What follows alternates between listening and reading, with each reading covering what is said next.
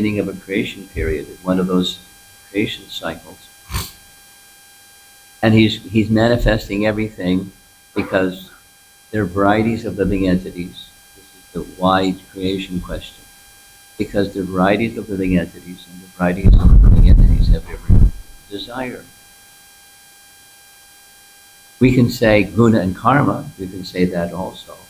But behind the guna and karma, back there is desire. Desire to be an enjoyer. Independent desire itself isn't the issue. It's independent enjoyment desire. And so people don't want suffering. We don't want suffering, but there's suffering.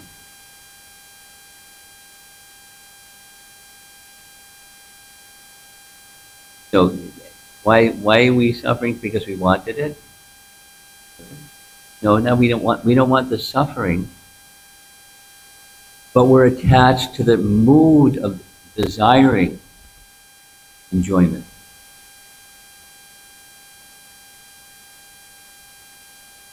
What time is class supposed to end? It's now 3 minutes after 8. Till 9. Okay. Okay. I'm going to tell a little Rupa Goswami, Jiva Goswami story that illustrates this particular point.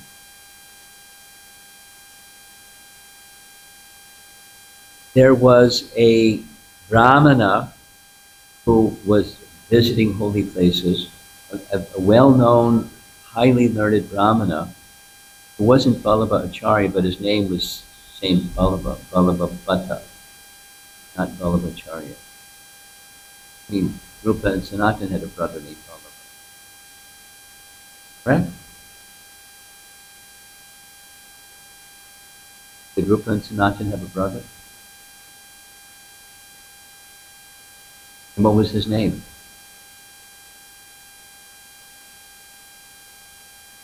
So they're different Vallabhas.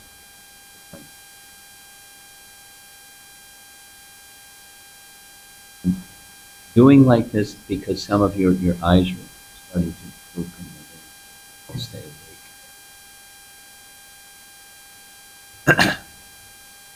So Vallabha Bhatta was visiting Vrindavan, and he heard about the erudition of Rupa Goswami. And Rupa Goswami had heard of the erudition of Vallabha Bhatta, so when they met, it was very sweet. And Vallabha Bhatta a request is made of him. You're such a learned scholar.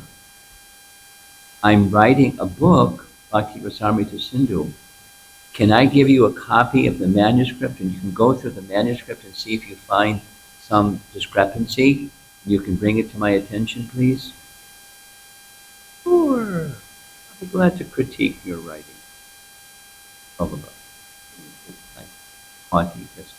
He agreed. Some days passed. Began visiting Rupa Goswami. This is from Chaitanya Charitamrita. And in the course of their exchange, he said everything was very nice except I was a little uncomfortable with one section. What's that one section? The point went to the verse where Bhukti and Mukti are like two witches. And they can destroy Bhakti. Bhakti Rasamrita Sindhu. They can create great big havoc in Bhakti, in pursuit of Bhakti. So I was a little uncomfortable with that. He didn't say, change it. Rupa Goswami said, let me consider your comment. Jiva, could you take Vallabha to the Jamuna so he can do his midday bath and say Gayatri and so forth? Jiva Goswami was there. He heard this exchange. So in the course of walking to the Jamuna, Jiva Goswami asked Vallabha Bhatta, could you explain to me what was it about that passage from Bhakti Rasamrita Sindhu that you we're uncomfortable with? Reasonable question, open-ended question. And the answer was, well, certainly bhakti is like a witch, but bhakti is celebrated all throughout the Vedas. So how can you consider, why is your uncle considering bhakti to be like a witch?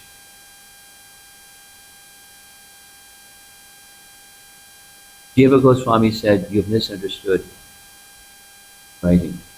He didn't say bhakti and mukti, it's asha, the desire for. So senses engaged in sense object is not a problem. The desire it is not in itself a problem, it's how it's directed. Misdirected, that's a problem. Misdirected is the previous verse. Now he, in this verse, 40th verse, he's doing a course correction.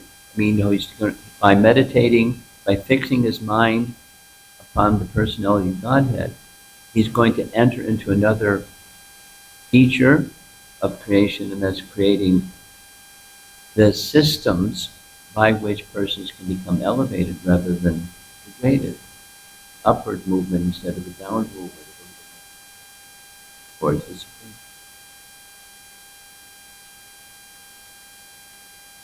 Vallabha Bhatta appreciated. I didn't notice that. Right. And then there's more to the story. He went back after his midday duties and informed your disciple and nephew. He's brilliant. He caught something that I didn't catch. What you wrote is just fine.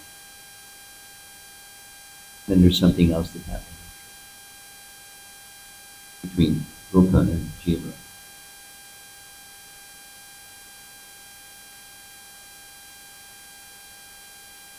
When a spiritual master is strict with the disciple, it's not because they're cruel, uncaring, or harsh. It's for the upliftment and benefit of the disciple. So Rupa Goswami was very unhappy with Jiva. He came to render some service, and you corrected him? What an upstart. You're not fit to live in Vrindavan. Leave Vrindavan. You know the story. You don't know the story. Obediently, Jiva Goswami left. He went in the direction of Mathura, outside of the jurisdiction of Vrindavan, and he lived in a crocodile hole along the side of the river Jamuna.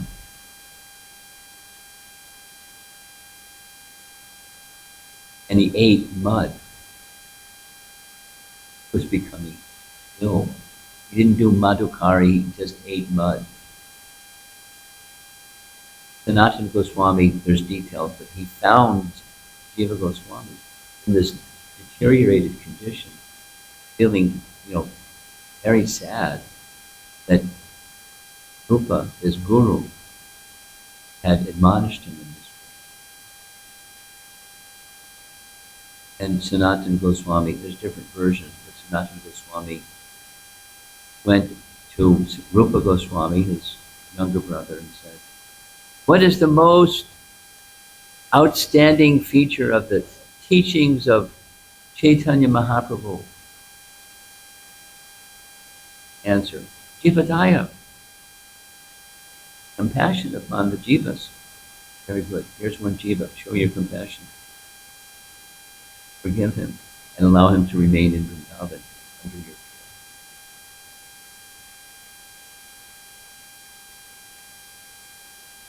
care. Nice. So why am I narrating all this? It has to do with desire. It's not bhakti or mukti. It's the desire for is a witch. Having desire in itself is not a problem. Having desire for bhakti or mukti, two big branches of misuse of the living entity's free will, then it's like a witch. It cripples, haunts bhakti. So how do we get rid of that desire? There's only one way. Ram drishtva navartate. Ram drishtva, the higher taste. The way to go beyond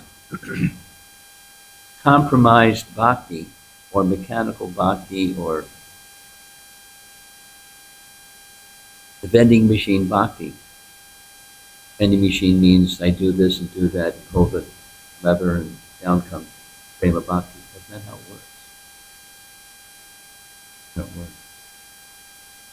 So the awakened state of consciousness is that Krishna is to be pleased. Isn't it? That's the definition that Rupa Goswami gives in Part-02. Bhakti is that which is anukulyena Krishna anushilana. That's what bhakti is. Not jnana and karma. It's not bhakti mukti. It's anukulyena Krishna anushilana. Krishna should be. That's what bhakti is. And when bhakti awakens, it's given and it's within. When bhakti awakens, then desire for bhakti and mukti are dissolved. Not only the desire is dissolved, according to Sankhya philosophy, according to Kapila's teachings, bhakti is so powerful. Drum roll, trumpet. Bhakti is so powerful that the mind material covering dissolves. Finished. No more bhakti mukti. You still have a mind, but of a spiritual mind. And you still have discernment, the intelligence is still there, but it's not a repository of bhakti or mukti. Now, the previous verse is Brahma's created the darker regions of desire, and with the darker regions of desire comes ignorant activity. That's what happens.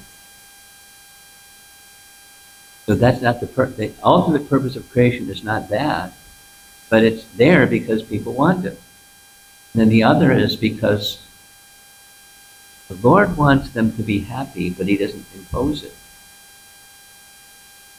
He's not unkind. Brahma's not unkind. Brahma's not happy creating those things. That's what this verse is saying.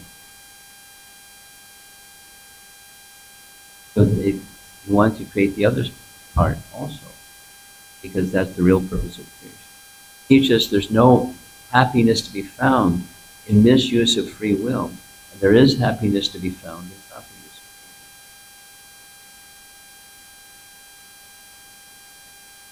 free will. We better watch your desire, Prabhus,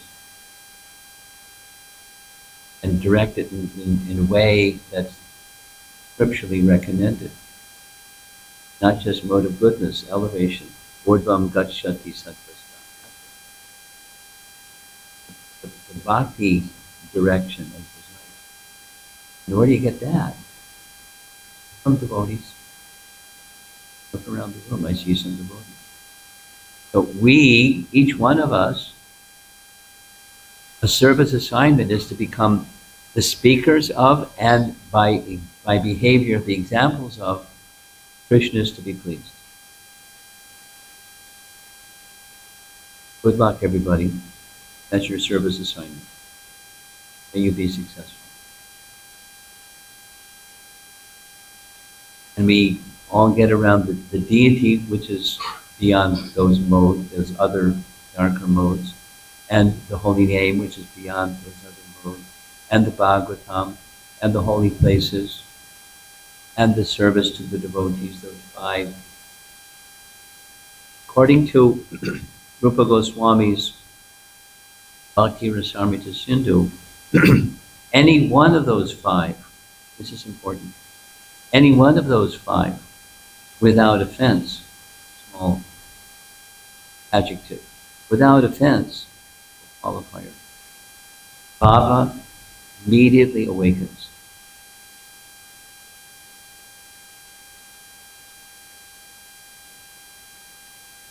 Another Rupa Goswami definition of sadhana. We know the definition of bhakti, anyabhilasha prashyandam. What's the rest? You know the rest? Jnana karma dhyanavrtam. Anukulyena Krishna Vishyanam Bhakti. You've heard it. It's a good verse to learn and to carry it inside. Then bhakti has three phases. What are those three phases? Bhakti Rasamrita Sindhu is divided into three phases: sadhana, bhava, and prema bhakti. So, real important definition. What's sadhana bhakti? Answer. Sadhana bhakti is that which gives rise to bhava. It's, very intuitive, very logical. Question: how many in the room are experiencing bhava bhakti? I don't see anybody hands up. So we need to do some more work on our sadhana, specific to that. Put bhava bhakti in your GPS, your bhakti GPS. Because that's where it's meant to take you. Don't do mechanical. Do that kind of bhakti, the kind of chanting and deity worship and hearing of the Bhagavatam and all serving the devotees and living in Singapore in such a way that, number 5, or make your life such that your heart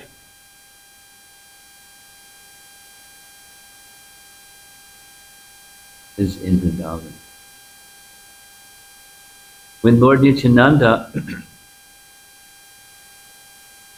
after Chaitanya Mahaprabhu's sannyas, he wanted to go to Vrindavan. Nityananda was with him, and purposely Nityananda misdirected him to go to Shantikot to meet Vaitacharya and then call Mother Sachi so that Sachi could spend her last time being together with her son who was just taken sannyas. And Chaitanya Mahaprabhu, was in this state of madness and love of God, chanting and chanting and chanting. Nityananda purposely misdirected him to get to the house of Advaitacharya and Shantikot. And when he came to the house of Advaitacharya, Lord Chaitanya came a little bit to external consciousness and said, "Wait a minute. This isn't Vrindavan. You misled me. You cheated me. This is Shantikot. You said this is the Jamuna, but it's the Ganga. You lied to me and you cheated me." He said, "No. Wherever you are is Vrindavan." That's what he said.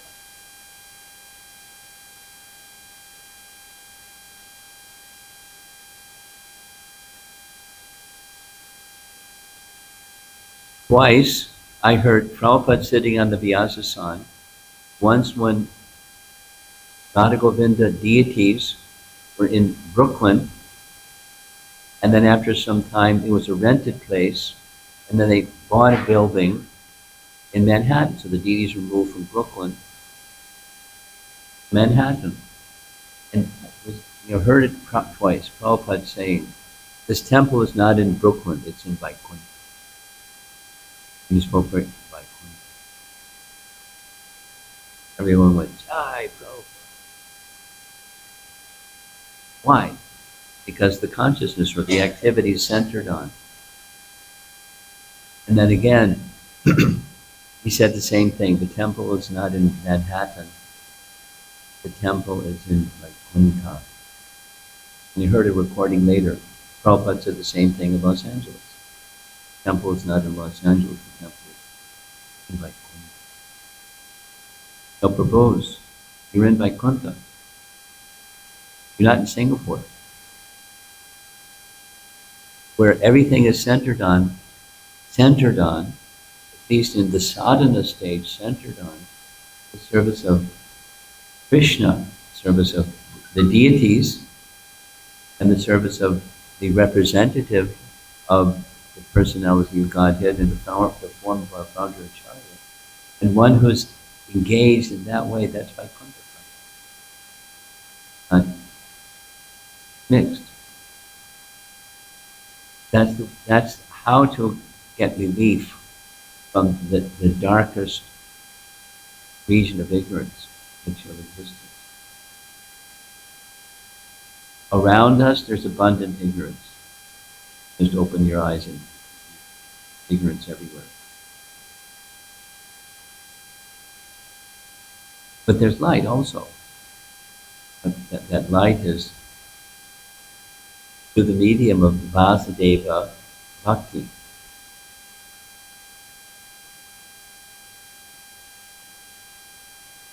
Then knowledge awakens.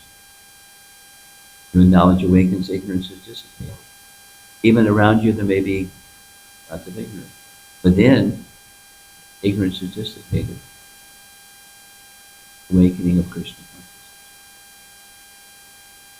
Okay, so that's this morning's verse.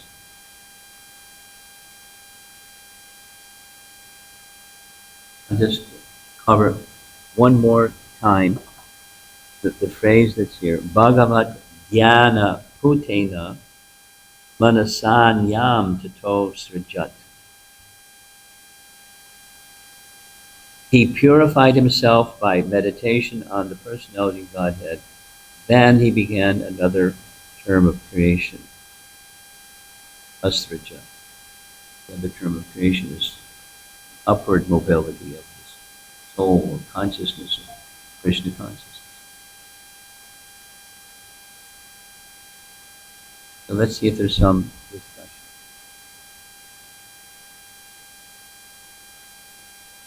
(825).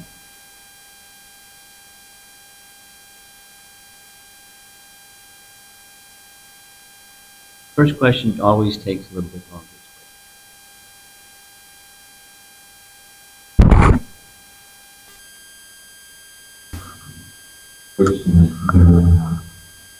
Slowly. You mentioned about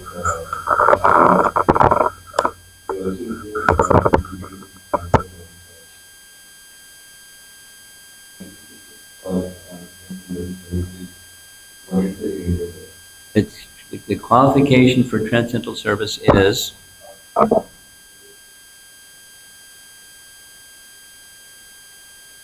speak slowly. Be kind upon me. I'm this senior citizen and I can't hear so well when people speak fast. Be kind upon me.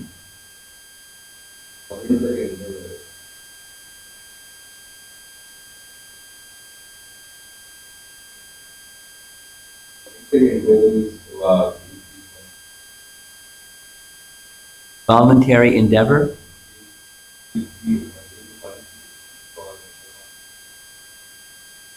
Okay, volition has to be there, yes.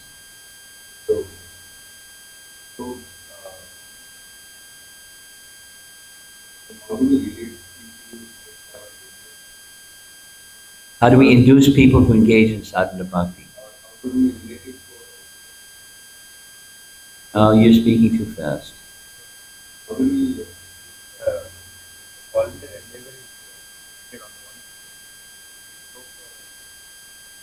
Oh, no problem. You have a teacher, and the teacher says to the student, my dear student, you have a volition. Here's how you direct that volition, by this regulation, that regulation, that regulation. That's how you do it. So you do it, because that's the injunction from Guru Sadhu Shastra. It doesn't take away volition, it just properly guides it. That's not your question.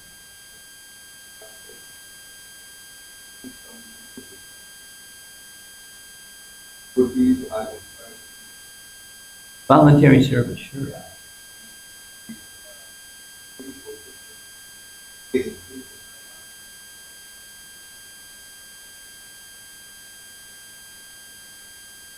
Okay, okay, great.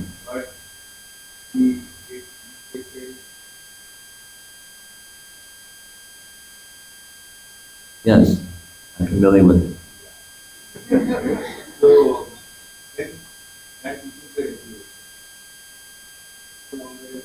Oh, wait, why do you say it's no longer voluntary? That's okay, that's voluntary. A vow is voluntary. Yeah, but no, that's not voluntary. Then you withdrew your voluntary. You took a vow.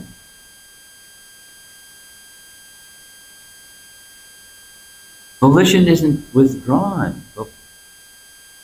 Let me ask you, does it happen? The answer to the question is yes. Does it happen that sometimes people take initiation vows or any other vow, marriage vows or vows, and they do for some time, and then they withdraw that vow? Was that withdrawal voluntary or involuntary? Was it continuing voluntary or involuntary?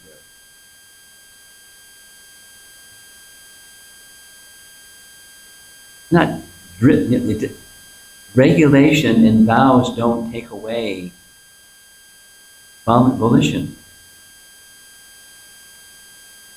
I'll say it the other way.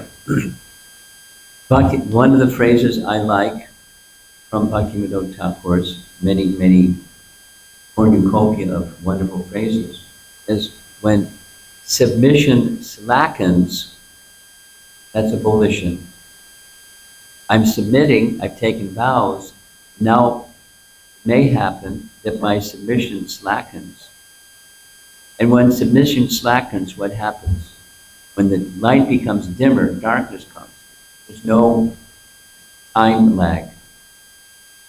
Dimmer switch, turn the illumination down, and darkness is there. The reciprocation at every step. During the vow period of time, volition is there. Supposing my submission slackens, my volition goes down. What happens? That which was my material, this is what happens. That which was what my material tendency surfaces again. Where somebody's weakness is, when their submission slackens, that's what appears first.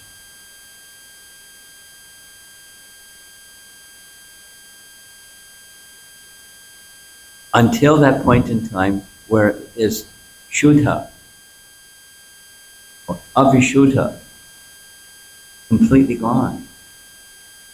There's no residual tendency remaining.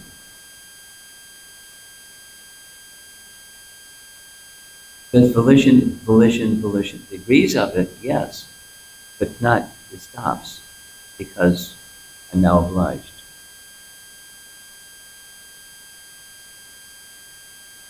I think I've understood your question, and I think I've answered your question. But you've got to have a, yeah, but, I can tell. Go ahead. You got the microphone.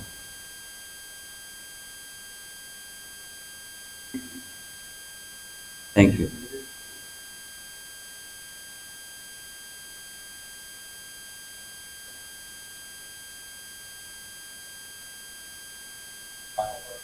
Yeah, spontaneous.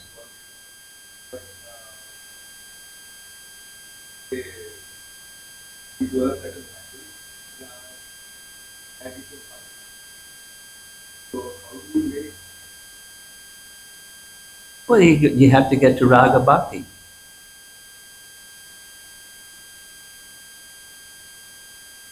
Let me ask you, is spontaneous part of our nature? Yes. And spontaneous raga bhakti leads to prema bhakti. Supposing I'm not at raga bhakti yet. I do sadhana. And sadhana, by definition, Rupa Goswami's definition, is that which gives rise to bhava.